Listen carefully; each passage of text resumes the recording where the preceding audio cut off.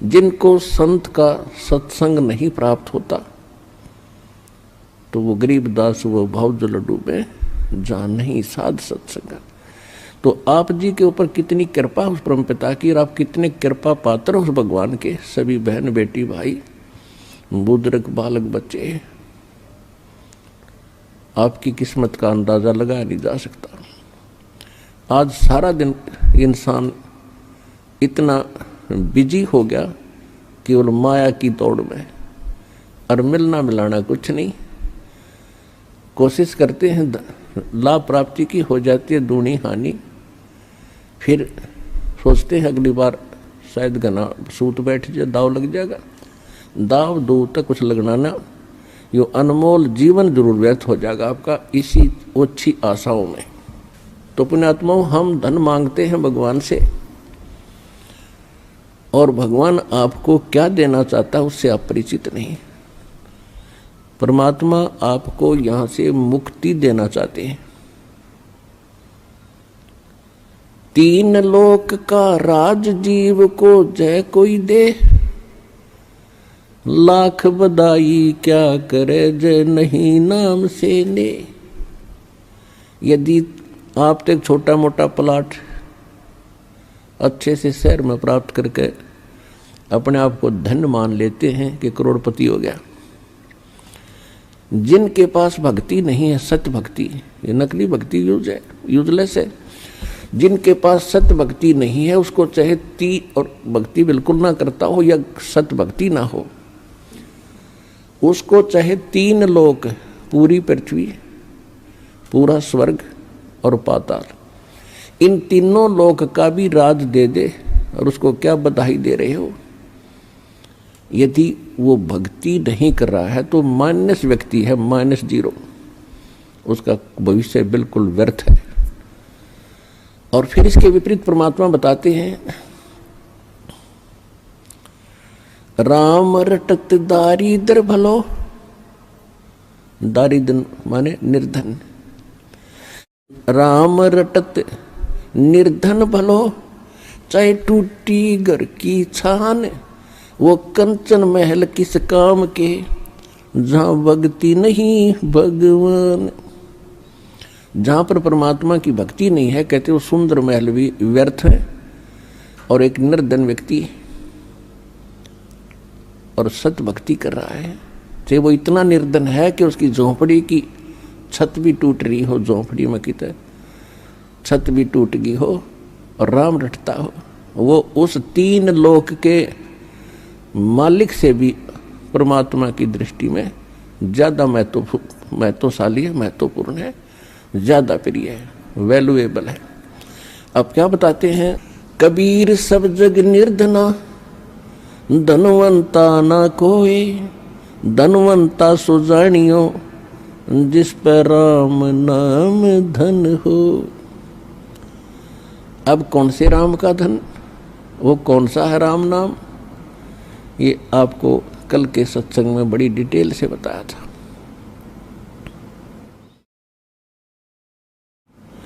आज आपको सुनाएंगे कि ये शुभ दिन हमारे लिए कितना महत्वपूर्ण है।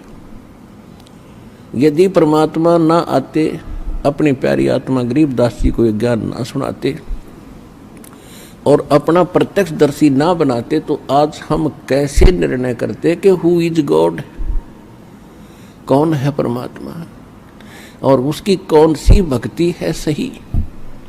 तो ऐसा निर्मल ज्ञान गरीबदास जी को परमात्मा देकर गए, क्योंकि ये हमारे अध्यात्म सिलेबस है, और सिलेबस को समझने के लिए टीचर की आवश्यकता होती है। अब जैसे एक विद्वान पुरुष ने पुस्तक लिख दी, सिलेबस बना दिया, वो सिलेबस बनाकर वो अपना चला गया, तो उसको समझने के लिए टीचर चाहिए, और लिखने वाले लेखक के सत्र का हो उसका ज्ञान, तो तभी तो सिलेबस को समझा सकेगा। तो आज तक या तो ये महापुरुष स्वयं थे जिनको भगवान मिले, या परमात्मा ने वो तो को तो ज्ञान था ही है, उसके बाद इस दास पर दया करी है, ये आध्यात्मिक टीचर विश्व में आपके लिए तैयार करके भेजा। पूरे विश्व का उद्धार होगा, क्योंकि सबको भगवान की आवश्यकता है।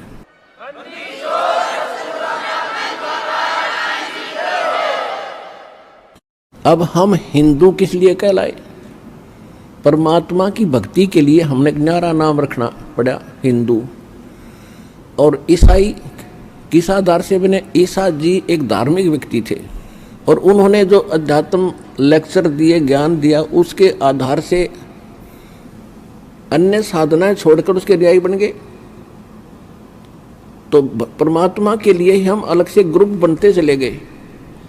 उन्हीं में से फिर मुसलमान बने, क्योंकि उस समय यहूदियों में, ईसाइयों में वो भक्ति नहीं रही थी जो ईसा जी निर्देश कर गए थे। तो हजरत मोहम्मद जी के ने जो ज्ञान दिया, जैसा भी उसको प्राप्त था, तो उससे हटकर और कुछ ठीक था। तो हम फिर मुसलमान बने, उसके बाद फिर सिख बने। तो किस लिए बने? हम परमात्मा के लिए ही बढ़ते चले गए। अब हम परमात्मा के लिए ही फिर इकट्ठे होंगे।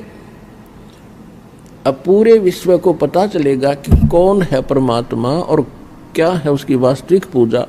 तो सबको भगवान की आवश्यकता है।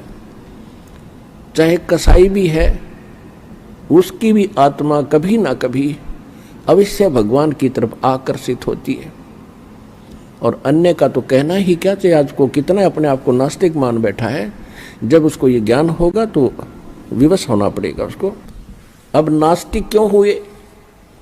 नास्तिक ऐसे हो गए कि जो साधनाएं हम करते रहे और जिन गुरुओं के पास हमारे पूर्वज जाते रहे, वो उनको साधनाएं भी और जंतर मंत्र भी और दान धर्म की सारी शिक्षा देते करवाते रहे, उनको फिर भी कष्ट पे कष्ट आते रहे, क्योंकि वो साधनाएं शास्त्र विदिता क्रम मनमाना आचरण था। जिस कारण से धीरे धीरे ये होने लगा कि भगवान कहीं नहीं है, क्योंकि भगवान से मिलने वाली राहत हमें विधि मिली है कोई नहीं। अब जैसे बिजली के गुणों में लिखा है कि पंखे चलाती है, पानी निकाल देती है, अंधेरे को उजाले में बदल देती है, और जिस किसी ने कनेक्शन गलत ले रखा हो, किसी नकली था, फिटिंग भी करवा, सभी पंखे और ट्यूब भी लगा रखी है, और कनेक्शन दे रखा है वो पीछे कनेक्टेड नहीं है, जिससे वो पावर हाउस मान के जहां से कनेक्शन ले रखा है उसका आगे कनेक्शन नहीं है, वो नकली पावर हाउस है। उससे कनेक्शन लेकर के वो गुण प्राप्त नहीं किए जा सकते जो बिजली के अंदर हैं। तो जिस कारण से सब ने अपनी फिटिंग फैटिंग पाड़ दी, और कोई फायदा नहीं है, सब बकवास है।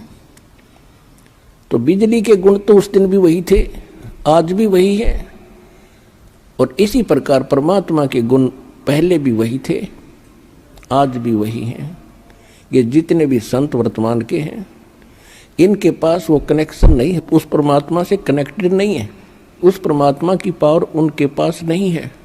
एक संत जो है चलता फिरता पावर हाउस होता है, और पावर हाउस के अंदर थर्मल प्लांट से कनेक्शन होता है। तो उस पावर हाउस से जो कनेक्शन लेता है तो सब के वो काम बिजली करती है, यदि वो रेगुलर उनका बिल भरता रहेगा, जो बिजली के गुणों में हम सुना करते थे। ठीक इसी प्रकार ये जितने भी वर्तमान में संत थे, आज वो कितने महिमा वाले आपने दिखते हो, और चाहे उनके भले करोड़ों उनके शिष्य हों,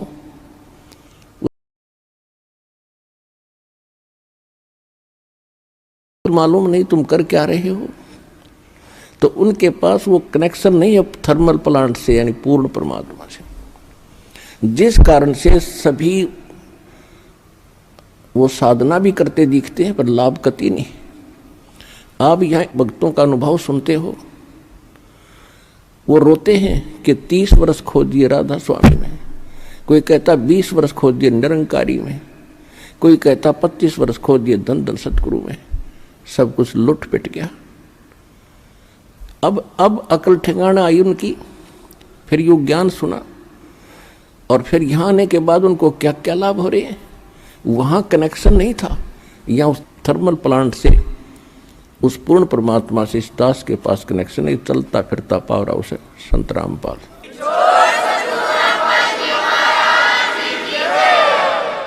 ये दास रामपाल उस परमात्मा का पावर हाउस है। शक्ति कबीर परमात्मा की आ रही है और जो इस दास से कनेक्शन लेगा, उपदेश लेगा, उसको वो सर्व लाभ प्राप्त होंगे जो भगवान के गुणों में हम पढ़ते सुनते आए हैं। यदि मर्यादा में रहोगे, सच्चे दिल से भक्ति करोगे तो आजीवन लाभ मिलेगा। आप सुखी होगे, आपके परिवार सुखी होगा, 101 पीढ़ी पार होगी आपकी। लिख लेना वैसे कितने कोने में।